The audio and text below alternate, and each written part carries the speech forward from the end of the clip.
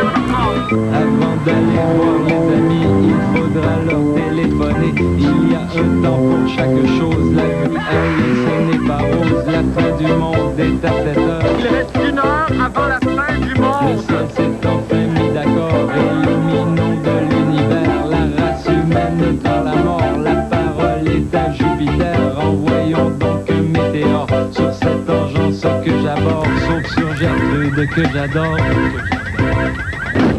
Mardi 13 avril 1999, spécial jeu de mots. Arrêté au Mexique pour vol de statuette Maya, le jeune Pascal Hudon revient à Montréal. Avez-vous quelque chose à déclarer? Oui? Maya retournée, un cas que j'aurais oublié mon couteau à steak. Maintenant pour les choses sérieuses. Les nouvelles en provenance de Yougoslavie. Vérité ou propagande? Kosovo, ces informations-là. Si on nous albanise, serbe pas très gentil.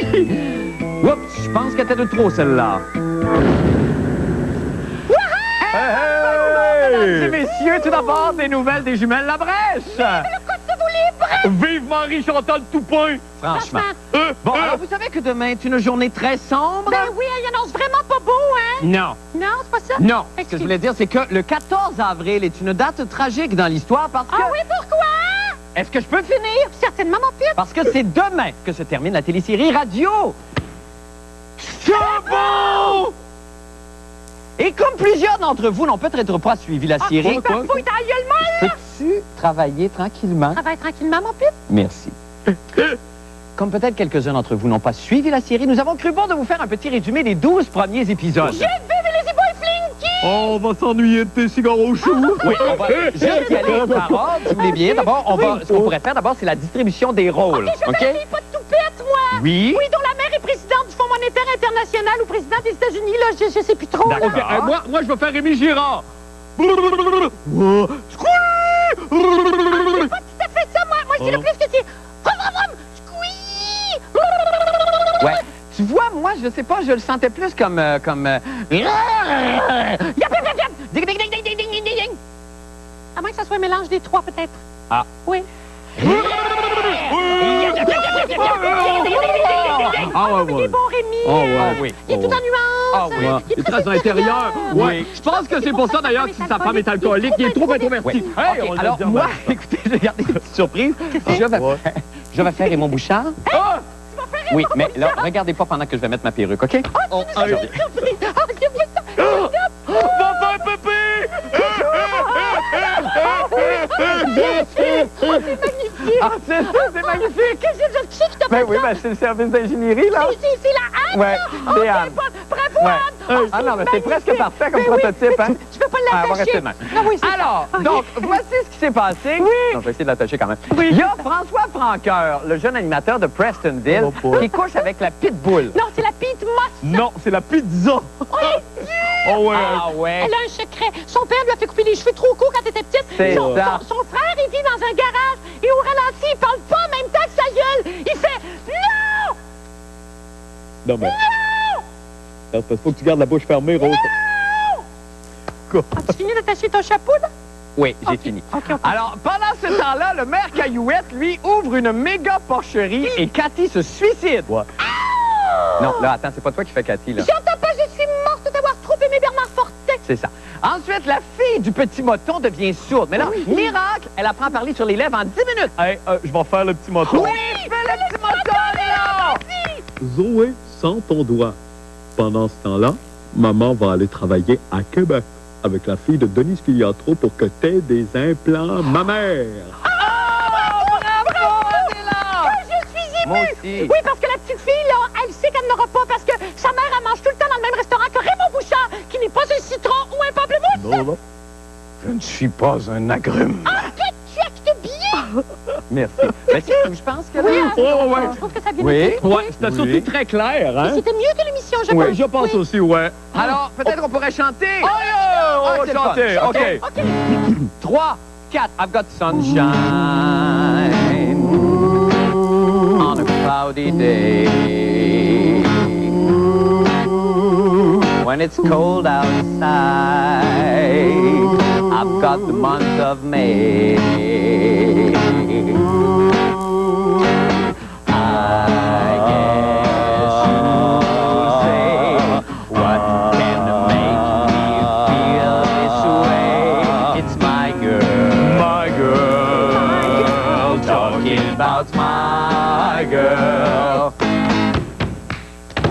I don't need no money, fortune or fame. I've got all the riches, baby,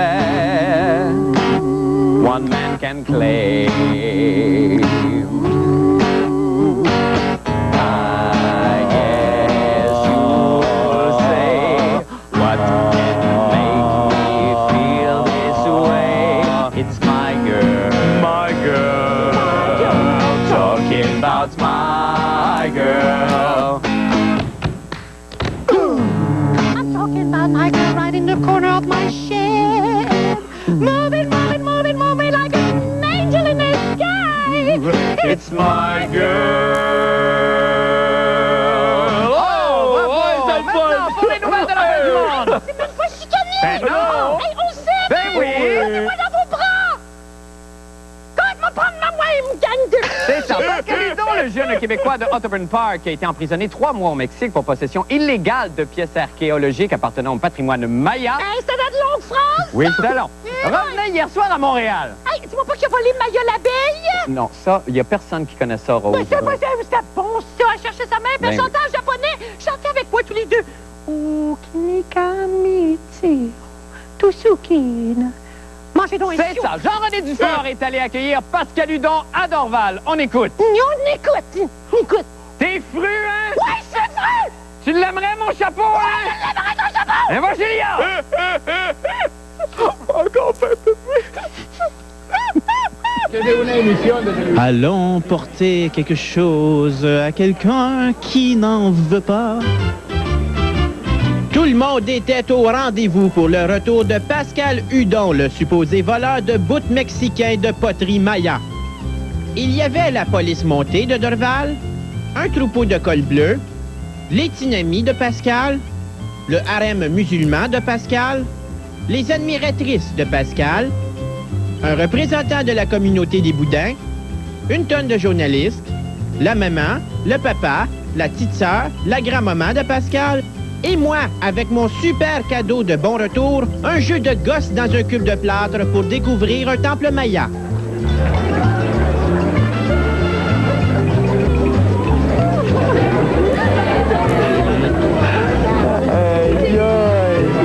Merci à tout le monde qui m'ont supporté. Merci. Faut que je dise merci à ma famille, faut que je dise merci à Antonio, faut que je dise merci aux parents, à Louis, faut que je dise merci à tout le monde qui m'a supporté. Ça a vraiment pas été facile, mais c'est fini. Je suis vraiment content d'être rentré chez nous. Mais dans le fond, il est innocent parce qu'il savait même pas qu'est-ce qu'il ramassait. Ah non, c'est sûr que j'ai pas volé ces objets. Ben, je veux dire... Non, c'est sûr que je les ai pas volés. Je veux dire, je les ai trouvés. Quelle coïncidence là, qu'il ait trouvé ces pièces-là, puis quelques heures après, qu'il se fasse arrêter. Je les ai montrés à Louis, je les ai montrés à mes amis. Ils ont resté dans mon auto, puis c'est une dizaine de jours après qu'on m'a arrêté. Pascal, il vit pas avec beaucoup d'argent, puis l'argent pour lui, c'est pas important. But when I realized it, I was pretty sad. I cried and I screamed, but I mean, I couldn't do anything. Bon, moi, le seul chef de culpabilité que je lui vois, c'est d'être naïf. Non, j'ai jamais creusé. Je suis pas un archéologue. On a dit que j'étais un archéologue. Je suis pas un archéologue, j'ai jamais creusé. Je suis pas allé au Mexique pour ramasser des pièces, absolument pas. Ça va être beaucoup moins dangereux pour toi. C'est un petit cube de plâtre, puis tu gruges dedans, puis ça donne un temple maya. Et c'est 11 $ seulement, et ça va être beaucoup moins dangereux pour toi. Merci, merci. Ça fait plaisir. Un autre client satisfait. Ici Jean-René Dufort à Dorval. Et on est de retour avec Jean-René. Bonsoir, Jean-René. Alors, vous avez été un des premiers ici à rencontrer Pascal Hudon. Honnêtement, qu'est-ce que vous en avez pensé, la première impression? Ben, c'est vraiment la première impression. Ben, si ça vous tente. Ben, son affaire que sa tête. OK, d'accord. Qu'il enlève ça. Mais la deuxième impression, c'est que, évidemment, il a été totalement hébété parce que quand il est sorti des douanes, il a vu le troupeau de journalistes qui l'attendaient et ça l'a impressionné. Je pense pas qu'il s'attendait à cette Un accueil aussi... Ouais, mais il y a les deux versions. Là, il y a la version que monsieur aurait creusée, oui, ben c'est introduit par un restaurant, il savait qu'il était là. Et il y a la version des parents et de lui qui maintient d'ailleurs. Ben oui, parce que là, il y avait un article dans le Courrier au lecteur, la presse en fin de semaine, écrit par un journaliste mexicain, Alberto Ravilota, qui lui, c'est vraiment l'autre version. Lui, c'est vraiment, lui, présuppose que le jeune Hudon, il les a volés. Et c'est ce que bien des gens pensent aussi, puis qui s'en tirent très, très bien. Il était très chanceux. La presse l'a aidé beaucoup dans cette affaire. Les opinions varient, et moi, je dirais que c'est vraiment entre les deux. Parce qu'il avait l'air quand même sincère. Mais il y a une chose qui est certaine, il y a deux choses, c'est qu'il a vraiment attrapé la diarrhée, et il a vraiment attrapé, je pense, je me rappelle plus quoi, la malaria ou quelque chose. Ah, ben, pauvre Pascal. Mais il a quand même passé 3 mois en prison. Non, mais c'est pas drôle, c'est bien sûr. Mais en tout cas, tant mieux pour lui. Bon retour au pays. Merci beaucoup, Jean-René. On est fou à l'adolescence. Ah oui, je sais bien. Qui n'a pas creusé quelque part? Nous allons faire une petite pause et nous revenons avec d'autres nouvelles. Restez avec nous. Bien pour du cash. Chaque fois qu'un journaliste, par exemple, essaie de m'en passer une petite vite, je suis le premier, les culottes à terre. Non, c'est pas ça que je... c'est pas ça que je voulais dire. Ah non.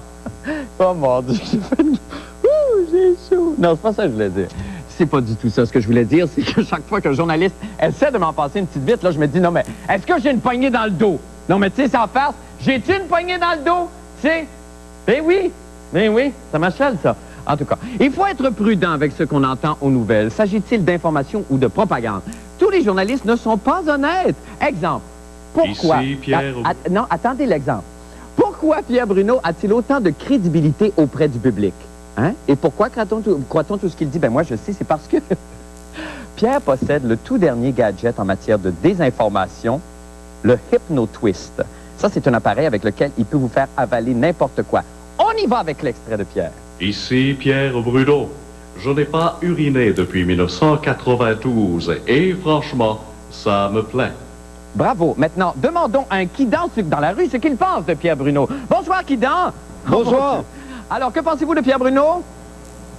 Il pisse pas, puis il aime ça. Qu'est-ce que j'avais dit?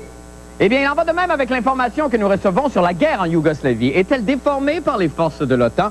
Avons-nous droit à toute la vérité? Isabelle Maréchal s'est posé la question pour nous. On écoute.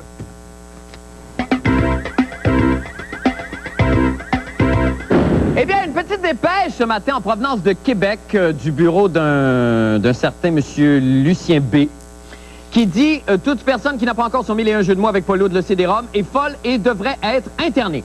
Alors, vous le saurez. Maintenant, la perle du jour se lit comme suit. On promène le petit curseur quand ça va me tenter. Et là, voilà. Oh, j'ai le goût du front. Ah non, je vais à l'oreille. Comment se fait-il que tous les commentateurs sportifs savent que le défenseur Stéphane Quintal n'a qu'un testicule? C'est très drôle. On y va avec la réponse. Parce que c'est un secret de Poluchinel! De Poluchinel! Pour la confirmation de la rumeur, voici justement Paul et sa chronique sportive. Bonsoir, Marc. Bonsoir. Comment ça va? Ça va bien, vous? C'est incroyable. Vous esquivez la question, quand même, qui vous a été posée ici dans le CD-ROM. Est-ce que Stéphane Quintal n'a qu'un seul testicule? Je ne l'ai pas vérifié. OK, vous rougissez. C'est bien, le but est atteint. Oui, vous disiez qu'en une semaine, Paul... C'est incroyable ce qu'une semaine peut faire comme différence. Oui. Prenez-moi, par exemple, la semaine dernière, mardi dernier à la chronique. J'en ai honte, d'ailleurs, quand j'y pense. J'étais un homme qui était désabusé de ma vie professionnelle, surtout ici, à la fin du monde. Vous avez fait une petite crise. Je disais, j'ai perdu cette fraction de seconde avec vous. Et c'est tellement... Et avec l'auditoire. Ah, c'est tellement pas... Eh bien, c'est incroyable. J'ai une, comment dire, je dirais, une vigueur juvénile ce soir. Vous avez une vigueur juvénile? Oui. J'ai retrouvé une fringance. En d'autres mots, vous voulez... Ben, je suis en forme. Vous êtes en forme? Je crois que mon andropause est terminé. Ah, ça, on est tous très contents. Ça a duré qu'une semaine? Ça a duré une semaine. Ah, puis là, ben, vous baiseriez tout ce qui bouge, Paul. C'est à peu près... Ah, OK. C'est à peu près ça. Ben, on est très contents pour vous, Paul. Bon. Ah, ben oui. Mais regardez, écoutez, il vous reste quelques belles années. Oui, qu'une semaine peut faire. Quelques belles années. Ben oui, quand même. Ben oui, ben j'espère. Regardez ce qu'une semaine également peut faire en sens inverse. Jeudi soir dernier, nous étions présents au Stade olympique en direct la fin du monde. Et là... 44 000 spectateurs se présentent pour le match d'ouverture à Montréal des Expos. On y a cru. Les médias sont dithyrambiques le lendemain. On a fait la preuve par A plus B que Montréal est une ville de baseball. Il y a une clientèle importante pour le baseball. Qu'est-ce qui est arrivé par la suite? On est retombé à 10 000 spectateurs. Dimanche après-midi, 10 000 spectateurs. Combien en aura-t-il ce soir pour le match contre Milwaukee? Je peux pas vous répondre. À peu près 10 000, j'imagine. Alors, où sont passés les 34 000? Ben, c'est la question qu'on se pose, Paul. Et c'est la question que le service des sports s'est posée.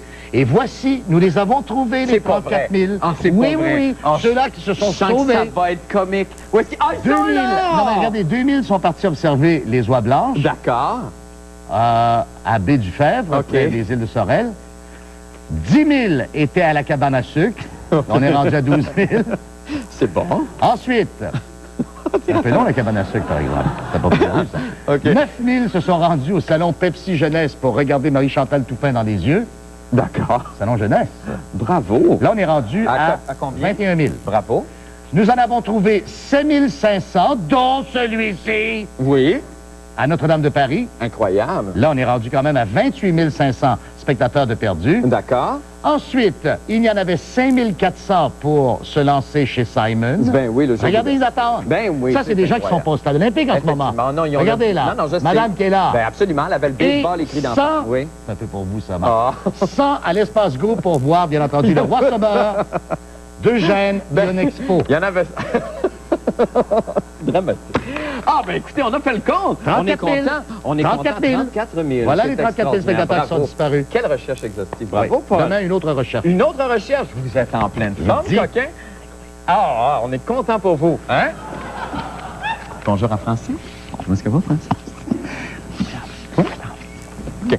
On va faire une petite pause. On revient avec la météo. Reste avec nous. Eh bien, un coup d'œil maintenant au temps qu'il fera avec la météorologue amateur de la semaine, la danseuse orientale Lissac. Bonsoir à vous, Lissac. Allô, Marc. Comment allez-vous, mon Dieu? Vous n'avez pas froid?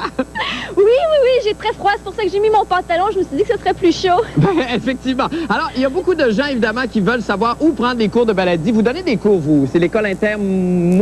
Oui, l'école Intermove sur Emery. OK. Et ça, c'est pour, évidemment, retrouver, entre autres, sa féminité, ce qui va faire du bien à notre productrice, d'ailleurs, Dominique Chaloux, qui vit dans les chiffres à longueur de jour, qui aimerait ça, retrouver un petit peu de sa féminité. On appelle Intermove, on peut appeler n'importe où à Intermove, et on a accès à vous, c'est ça? Marc, j'ai rien compris de ta dernière C'est pas phrase. grave. Allons-y avec la météo. Il reste 30 secondes à peine. OK. On vous regarde.